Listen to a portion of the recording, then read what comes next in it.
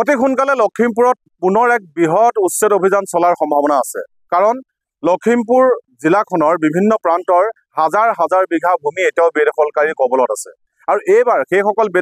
বেদখলকাৰীক উচ্ছেদ কৰিবলৈ সজোৰে দাবী উত্থাপন কৰিছে বীৰ লাচিত সেনাই। বীৰ লাচিত সেনাই অগ্ৰণী ভূমিকা গ্ৰহণ কৰি বিভিন্ন সন্থা সংগঠন, জাতীয় সংগঠনক একত্ৰিত কৰিছে আৰু সজোৰে দাবী উত্থাপন কৰিছে যে যিকোনো মূল্যৰ বিনিময়ত চৰকাৰী ভূমি, সংৰক্ষিত বনাঞ্চলৰ ভূমি, সত্ৰৰ ভূমি আৰু চিলিং চাৰপ্লাছৰ ভূমিসমূহ সন্দেহজনক নাগৰিকৰ কবলৰ পৰা আঁতৰ কৰিব লাগিব আৰু সেইসমূহ চৰকাৰৰ হাততে হওক বা যিসকল খিলঞ্জীয়া হওক তেওঁলোকৰ হাতত অৰ্পণ কৰিব লাগিব। এই দাবী মই পুনৰ কৈছোঁ যে বীৰ লাচিত সেনাৰ সেনানিগণ আৰু যি আটছা ইত্যাদি চাহ জনগোষ্ঠীয় সংগঠনসমূহ আৰু লগতে বিভিন্ন অসমক ভালপোৱা সংগঠনসমূহে অগ্ৰণী ভূমিকা গ্ৰহণ কৰি লখিমপুৰত সজোৰে দাবী উত্থাপন কৰিছে যে লখিমপুৰত পুনৰ এক বৃহৎ উচ্ছেদ অভিযান চলাব লাগে লখিমপুৰ জিলা প্ৰশাসনে। মোৰ লগত বীৰ লাচিত সেনাৰ যিসকল নেতৃবৰ্গ আছে তেওঁলোক আছে আৰু মোৰ লগত আদিবাসী ছাত্ৰ সন্থাৰ লগতে আদিবাসী যিসকল সন্থা সংগঠন আছে তেওঁলোকৰ প্ৰতিনিধিবৰ্গ আছে। সকলোৰে পৰা মই জানিব বিচাৰিম। আৰু বৰ্তমান মই উপস্থিত আছোঁ চিলনিবাৰীত সৰ্বমুঠ এতিয়ালৈকে ৩,৪34 বিঘা চিলিং চাৰপ্লাছৰ ভূমি বেদখলকাৰীৰ কবলত আছে আৰু সেইসকল এলাপেচা বেদখলকাৰী নহয়, সকলোখিনি কিন্তু সন্দেহজনক নাগৰিক। বাইদেউ, আপোনাৰ ওচৰলৈ আহিছোঁ চাহ জনজাতি মহিলা সমিতিৰ তৰফৰ পৰা। আপোনালোকে পূৰ্বেও দাবী উত্থাপন কৰিছে যে এই মাটিসমূহ বেদখল মুক্ত কৰিব লাগে। পুনৰ কি দাবী জনাব আকৌ?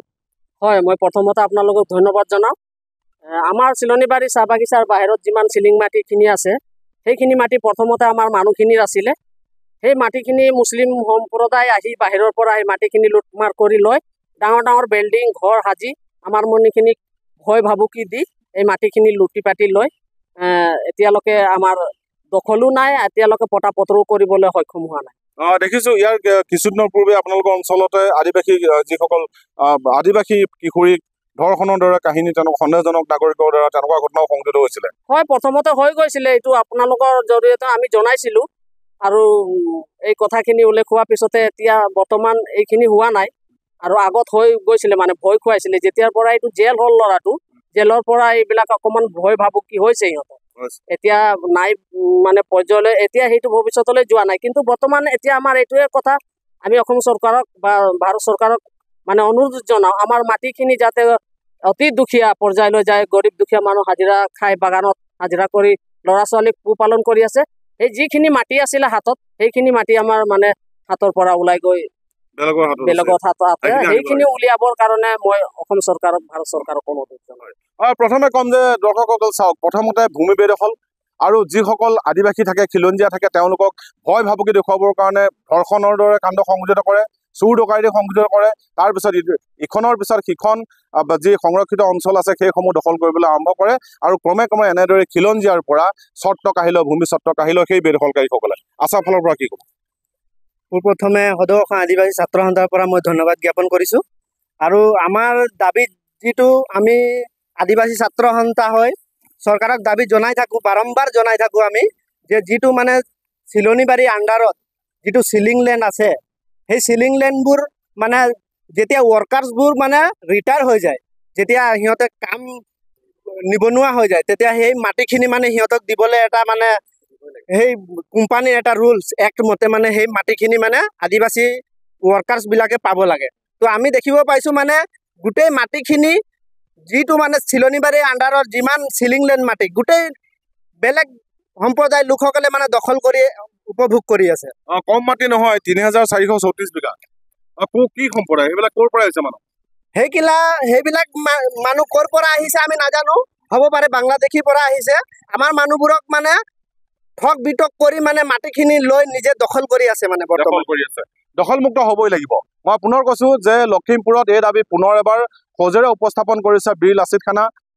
সেনানিগণে আৰু যি আদিবাসী ছাত্ৰ সন্থা তেওঁলোকৰ যিসকল নেতৃবৰ্গ আছে তেওঁলোকে। আৰু আচলতে ক'বলৈ গ'লে এই যিখিনি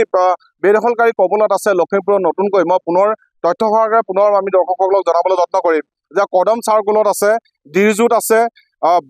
দেওবিল বান্তৌত আছে, আদিলেঙি সত্ৰত আছে আৰু চিলনিবাৰীত আছে। হাজাৰ হাজাৰ বিঘা ভূমি এতিয়া বেদখলকাৰী কবলত আছে। মোৰ লগত বীৰ লাচিত সেনানিগণ আছে, মই কথা পাতিবলৈ যত্ন কৰিম। কি ক'ব যে বহু হাজাৰ বিঘা এতিয়াও কিন্তু চৰকাৰী ভূমি, সংৰক্ষিত বনাঞ্চলৰ ভূমি, সত্ৰৰ ভূমি বেদখলকাৰী কবলত আছে? আচলতে এতিয়া খিলঞ্জীয়া অস্তিত্ব ৰক্ষাৰ এখন যুঁজ আৰু এই যুঁজৰ সময়ত আমি সকলো খিলঞ্জীয়া জাতি জনগোষ্ঠী একত্ৰিত হ'ব লাগিব কাৰণ এই যুঁজত যদি আমি পৰাজয় হ'বলগীয়া হয় ভৱিষ্যত কিন্তু আমাৰ প্ৰজন্মটো কিন্তু যিখন অসম আমি বিচাৰি আছিলোঁ যিখন স্বাভিমানী অসম আমি বিচাৰিছিলোঁ সেইখন কিন্তু অসম আমি নাপাম গতিকে এই সময়ত আমি সকলো একত্ৰিত ঐক্যবদ্ধভাৱে আমি এখন এই যিসকল সন্দেহযুক্ত বাংলাদেশী আমাৰ ভূমি সত্ৰ ভূমি আমাৰ নামঘৰ ভূমি আমাৰ চাহ জনগোষ্ঠীসকলে দিয়া চিলিং এক্টৰ ভূমি দখল কৰি আছে এই দখল কৰা ভূমিসমূহ সকলো অতিকে উচ্ছেদকৰ কাৰণে আমি সকলো খিলঞ্জীয়া জাতি জনগোষ্ঠী একত্ৰিত হ'ব লাগিব আমি বিল আছিলে না অসমে এটা কথা স্পষ্টকৈ শিকাই দিছোঁ অসম চৰকাৰৰ লখিমপুৰ জিলা প্ৰশাসনক অতি শীঘ্ৰে লখিমপুৰ জিলাৰ যিসমূহ চৰকাৰী ভূমি দখল কৰি ৰাখিছে এই আমাৰ আদিয়ালিঙি সত্ৰৰ 132 বিঘা মাটি হওক বা দেওবিল বান্ধৰ মাটি হওক তাত 41 ঘৰকৈ সন্দেহযুক্ত লোকে এটা বসবাস কৰি আছে আমাৰ কদম ৰাজহ চক্ৰৰ বিষয়ে 2000কৈ অধিক বিঘা মাটি দখল কৰি ৰাখিছে ডিজু চাপৰিতকৈ আমাৰ 1000 বিঘাকৈ অধিক মাটি দখল কৰি ৰাখিছে আজি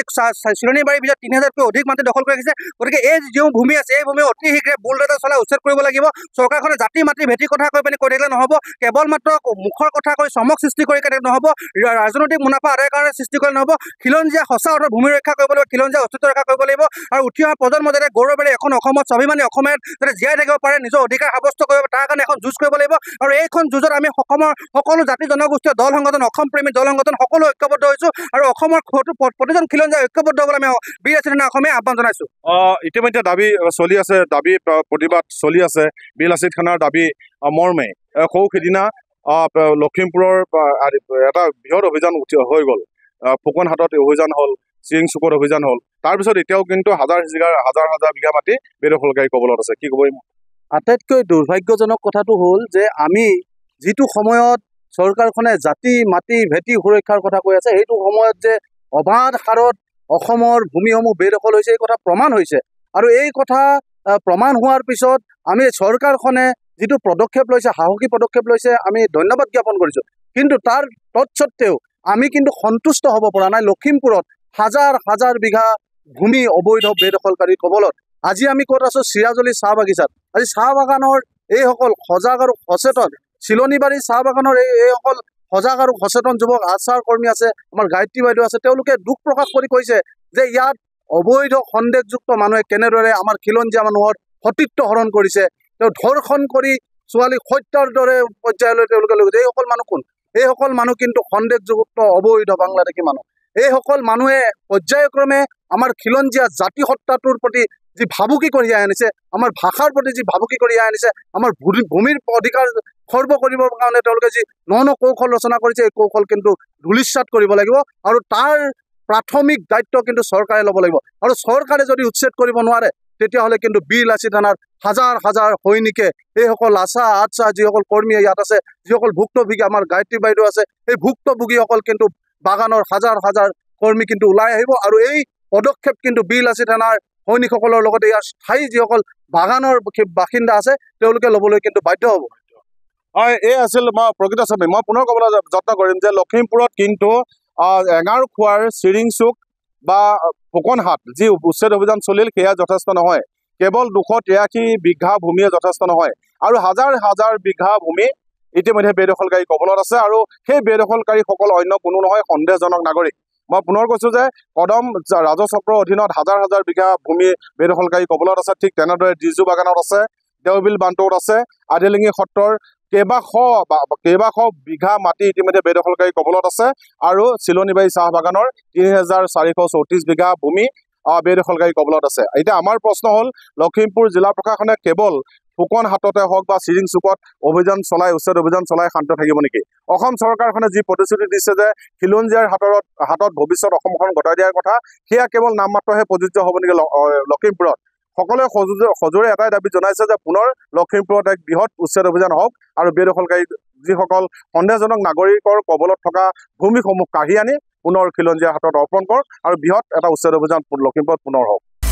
আপুনি বিচৰা বাতৰি পাব কেৱল নিউজ 18 এপত নিউজ 18 এপ ডাউনলোড কৰিবলৈ স্ক্যান কৰক এই QR কোড গুগল প্লে ষ্টৰতো পাব এই নিউজ 18 এপ